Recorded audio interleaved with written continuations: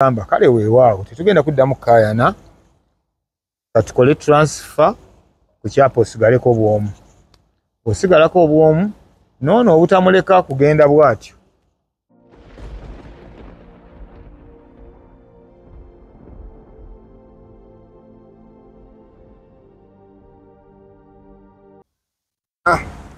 Kwaniriza omukulu Funa Ben. Gambo bibadde bingi paka finally otuuse ku buwanguzi. Tutandikire ku buwanguzi buno. Wabusuubira oba wali olowooza bigenda kuba byakusika mu buwanga abantu abo baali babitunuulidde? Buli kintu ekitandika kituuka ne kiggwa. Era namanya nti luli boolo nabo birivaawo ne biggwa. So olunaku luno Mukama era nga bwe yalugereka. Kubanga nze nasooka ne mbitunuuliza amaaso. Ngamba nti kambireke bitambulenga bwe biri. Naye oluvannyuma lw'akadde mwoyo omupya n'andabikira. Ngamba naye olina sayidi y'endala abantu gye batamanyi. Banze bamanyiko busirise. Mukama n'aŋŋamba sooka ojjeyo ne ku sayidi endala eri. Enkubi y'emmundu. Ne ngitandikira ku Fifi. Ne baga kasajja kano bulijjo kasobola okwogera. Paka olunaku olwasembayo bwe nagikubira ku keesi ya nnyabo. Ne mugamba maama nkusiibula ogenda naye nze gw'olaba wano eno nsigadde njeera. Abantu ne beegattako ne banneegattako mu nsonga eyo. Ne banneegattako mu nsonga eyo. Abaali tebagimanyi kwe kunkuŋŋaanyako ne bambuuza ki ekigenda mu maaso ne mbagamba kye mulaba kyekyo. So Haji Ketti naye awo we yajjidde n'atutabaganya ne mwami Kamoga bulijjo gwe njogerako ne ŋŋamba nti oyo ye Kamalabyonna era nga bw'olaba bino bulijjo bye mulaba ebyo bye tulyaŋŋana nambwa biki bulijjo biri mayina. Olina kutunuulira gye byasibuka. So ne ŋŋamba nti Haji ono ye muntu omutuufu. Era Haji Ketti we yazze n'ayingira mu nsonga zino n'azikwata kisajja kikulu tutuula ku mmeeza emu ne Haji Kamoga. Haji Kamoga yataddewo mbeera eremesa bintu bino genda mu maaso. Kirabika naye yali yayagala dda wamalirawo embeera eno. So Haji Ketti bwe yazze n'akimaliriza ne tutuuka ku nzikiriziganya. Yambuuzizza oyagala ki? Ne mugamba omulanga nze nkuba ogwo okuva mu ntandikwa. Ebirala saagala kumanya, njagala kumanya kimu. Kyapa kyange ng'andiko bw'omu kubanga buli kye nayiriba nakiyiriba bw'omu. Lwaki ate tuba tubeerako ababiri nga nakiyiriba bw'omu? Ko Haji n'agamba kale weewaawo tetugenda kuddamu kaayana katukole transfer ku kyapa osigaleko bw'omu. Osigalako obwomu noono obutamuleka kugenda bw'atyo. Kamukwatire naye ekyapa muwe. Era Haji Kamoga n'akwata ekyapa n'akiwa Nambwayo kiri kugayaaza. So ensonga ne ziggwa bulungi nnyo nga tewali akaayana na munne. Kitegeeza kati ne Nambwayo musanyufu waali abadde yalalikidde okubeera mu maziga singa owangula omusango guno. Alina okuba nga musanyufu. Kale ate lwaki si musanyufu? Haji amuwadde. Wano twali ku lumbe n'ogamba omugenzi maama nti bw'ogenda tuwummula. Gamba Katonda anwanirire nti yondese embonaabona. Kusuubire okuddayo omugamba nti buli kimu kati kiteredde. Abiraba era kati amanyi n'ebigenda mu maaso abimanyi. Nze maama wange njogera naye buli kaseera wonna we mba njagalidde. Ne wano era bye ndi mu kwogera era abiwulira. Era namutuma yanjeemera.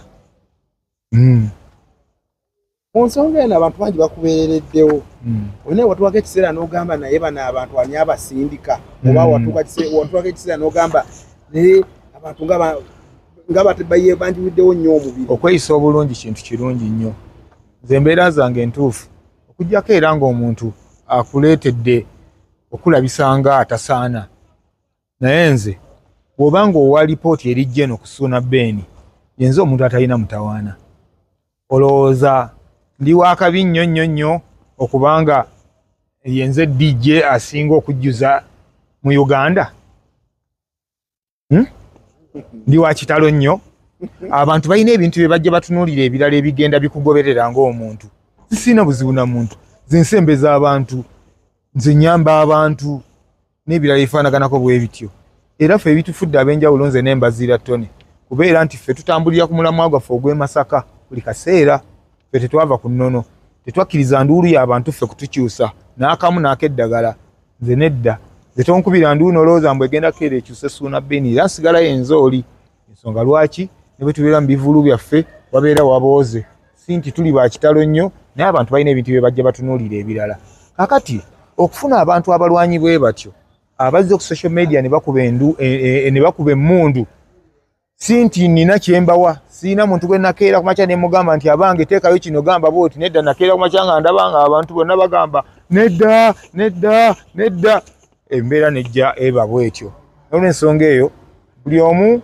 yassaamu effort ye mikwano gyange abaasaba essaala mwenna abassaamu amaanyi buli omu obusobozi bwe nga nange mwebali nnyo mwebali eddala osanga eddoboozi lye lyali libulako okutuuka gye lirina okutuuka kino kibe so eddoboozi bwe lyatuuse bannange buli kimu kyateredde bulungi nnyo baganda bange embeebaza mwebali nnyo mwebali eddala nze siri muntu wa buvuyo siri muntu wa violence era nze okundaba nga nkangudde ku ddoboozi nga bwe mwadde mulaba yabadde nyiike ku mutima eyambaddeko ennyingi mbeetondera buli yalabye ku sayidi yange endala giwa otaalowooza nti oligirabako naye embeera nkakasa nga naawe omusirisaali eyo nga kyakutuuseeko ng'ekyali kintuuseeko naawe osobola okukola oluusi n'ekisinga kyekyo bannange naye nga mbeebaza mikwano gyange tubagambe bakendeeze kuba luli waduumira omulanga ne babuulira ewaawo yaddamu bakubira omulanga emundu bagisse wansi abooluganda kakati ate emundu yakisoweto kakati abooluganda ekimagaziini mukijjeko okugundi amasasi mugakunkumule ekimundu mukizeeyo mu nsonda naye kibeerewo okirabira sawa yonna oyinza okyetaaga bo wayinza okubaayo ng'ali omunaffe omulala eyeetaaga omukubirako emmundu kati ngaera mukijjayo nga tugira naye nga mu byonna olwo olubadde lwali mikwano gyange abambeereddewo mwebale nnyo mwebalire ddala mbeebaliza ddala mikwano gyange mwebale nnyo siina kyenyinza bagamba naye mwebale tulabyeko ku ssanyu eringi ku social media balanse okubanja show abagamba ku kino ekintu kyotuuseeko tukole ne ba birthday party tujja kujja baweeyo akagambo abooluganda abalungi ku nsonga eyo bw'abaawo promota ye nga embeera eno agiramu endongo egenda okujjuza yingirawo naye nze nakava ku makutano abantu banjagadde bampagidde kale kwegamba kanjire nga ndi mumativu nekye bankoledde bwaba nga aliyo promota ye nga alina idea bwasobola okugigaziya ng'ojja nze wendi nga tusimba kagere ewaawo embeera eno ebaddewo kikyoyize busuuna kyosobola okugamba omuntu ali eyo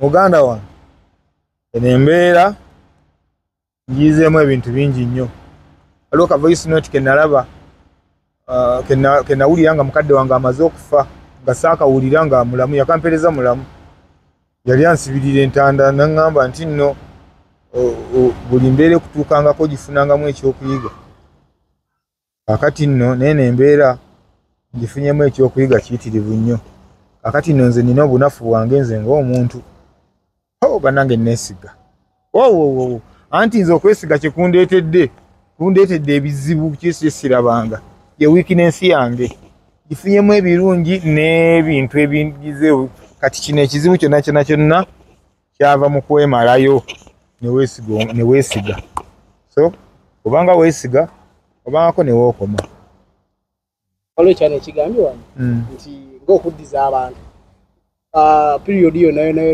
ennyama ogyesonyiye mbu nesonyiwe kabirizi kakati ate ennyama gye twandiridde nga tujaguza ate kakati mwagala tukole tutya okujaguza kujjidde mu kisiibo kujjidde mu kisiibo kyemwogera kituufu basebo ne bannyabo tiwali kukomba kanyama omwezi guno gwonna ogw'ekisiibo era nkesonyiye asitaga fulasa kulaba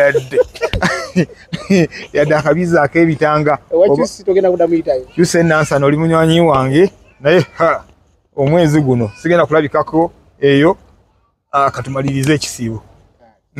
Omuvubuka mwene embeera omuwa bannaye magezi kinyamba buyambi. Abavubuka mwene embeera twongera okukola tetugwamu maanyi kigwa ekimu tekikulobera kugenda mu maaso. Nze embeera ngifiiririddwamu ebyange bingi naddala akasente bigenda bingi. Siyinza kugamba nti omuntu akuweera emmembe ayinza okubulako kyakusuuza era bibaawo. Emisango bagijeeyo ekyoba omanya misango gino byonna ibadde ebikeesi byonna byasaziddwamu ekiwandiiko ekibisazaamu kyamaze okubagibwa. So kati buli omu ali free. Mwala ali free talina tabu nange ndi free sina tabu. Oza kwesa so, twakasaavu kutandikira. Kuki? Kwesa twakasaavu gye wali osonze. Kubanga Haji Kamoga yabadde awo okwogera kwe n'agamba nti nno nti miliyoni 9 ze yali agambye empeeyo naye azisazizzaamu. Akasatu akasanvu kange kadde kakyaliwo ke mbadde n'akafunako kati tulinde ekisiibo kiggweko tukalyemu embizi.